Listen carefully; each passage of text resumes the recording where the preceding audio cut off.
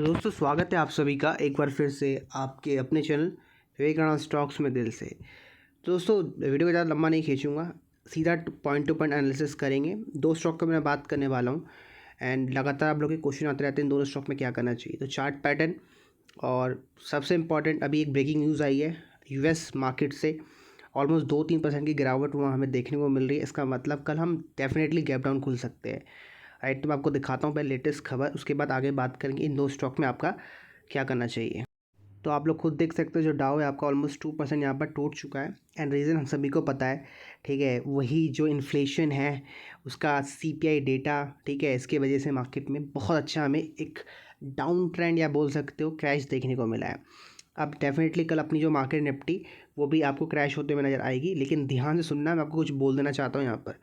Definitely market हमारी, जो मैंने आपको बोला शुरू में, 13 से 14 हज़ार आने के इसके टोटल, मतलब ये समझ लो कि 10 में से 8 आउटकम इसके फेवर में है कि ये आपका 13 से 14 आएगी।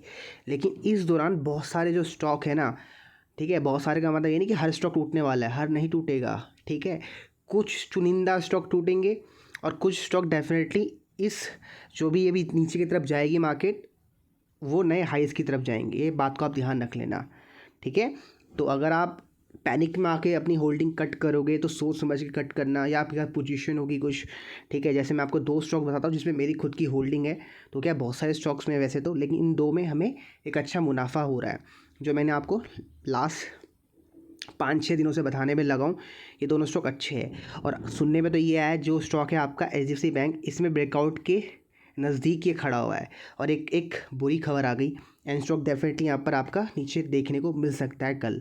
लेकिन मैं आपको दिखाता हूँ पहले मेरा क्या व्यू है इन दो स्टॉक के बारे में। मार्केट के बारे में व्यू तो देखो वो ये, मार्केट गिरती है चढ़ती है उसमें मतलब नहीं होना चाहिए। आपके जो स्टॉक है उसमें आपका क्या व्यू है, उसमें आप जमे रहिए, ठीक है। आपका जो व्यू है, जैसे मैं आपको दिखाता हूँ मेरा क्या व्यू था, मैं इन स्टॉक में क्या करने वाला हूँ। पहले HDFC बैंक की बात करते, ऑलमोस्ट 1514 आ चुका है ये शेयर, ठीक है, और यहाँ इसने ऑलमोस्ट यहाँ ब्रेकआउट देने वाला है। अब कल का डे हाई अगर तोड़ पाता है तो ब्रेकआउट होगा, वैसे चांसेस बहुत कम लग रहे हैं कि ये तोड़ पाएगा, लेकिन हो सकता है कि कल मार्केट नीचे गिरने के बाद रिकवरी कर जाए, ये पॉसिबल है। क्योंकि आज जिन लोगों ने बाई किया है मार्केट में उन सभी को उड़ाया जाएगा कल, और हो सकता है फिर लोग दोबारा से यहाँ पर पुट बाय करें और हो सकता है फिर मार्केट दोबारा ऊपर भागे। क्योंकि ध्यान से सुनना, लोगों के 2 से 5 बार एसएल हिट कराए जाते हैं स्टॉप लॉस, ताकि वो लोग मजबूर हो जाए और उस पोजीशन को, जो मतलब मान के चलो अगर मेरा यहाँ एक स्टॉप लॉस हो जाता है बाय का, मैं सेल की तरफ पोजीशन बना लेता हूँ, मेरा दोबारा सेल की तरफ स्टॉप लॉस जाता है तो मैं दोबारा बाय की तरफ पोजीशन बना लेता हूँ। तो 3 से 4 अगर मेरे स्टॉप लॉस हो जाते हैं तो वो दोबारा पोजीशन नहीं बनाते हैं मार्केट में, और यही फ़ायदा उठाते हैं कौन, बड़े प्लेयर्स जो FII होते हैं, ठीक है। उनको पता रहता है कि भाई इनकी जो क्षमता है वो 4 से 5 स्टॉप लॉस खाने की है, उसके बाद ये भी पस्त बैठ जाएंगे। उसके बाद मार्केट सिर्फ एक ही डायरेक्शन जाती है, नीचे की तरफ, और उस समय कोई पार्टिसिपेट नहीं करता है। रिटेल की मैं बात कर रहा हूँ, ठीक है। इनको पता रहता है, इसलिए हमेशा ये क्या करते हैं, मार्केट को जिग-जैग लेके जाते हैं, जिग-जैग, ठीक है, स्टॉप लॉस हिट करवाते हुए लोगों के, ठीक है। क्योंकि इनका बेनिफिट तभी होगा जब आप लोगों को नुकसान होगा, सिंपल सी बात है, ठीक है।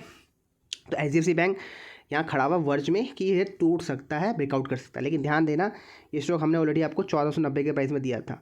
मुझे भी स्टॉक में 1.5-2% का रिटर्न आ रहा है, राइट। मेरा जो स्टॉक में स्टॉप लॉस है इसी के अंदर कर लो जो 1470 रुपये है। तो मैं यही बोलूँगा HDFC बैंक अगर 1470 रुपये जाता है तो डेफिनेटली इस स्टॉक से आप एग्जिट कर सकते हो। 1490 अगर मिलता है आपको तो आप बाय भी कर सकते हो, ठीक है।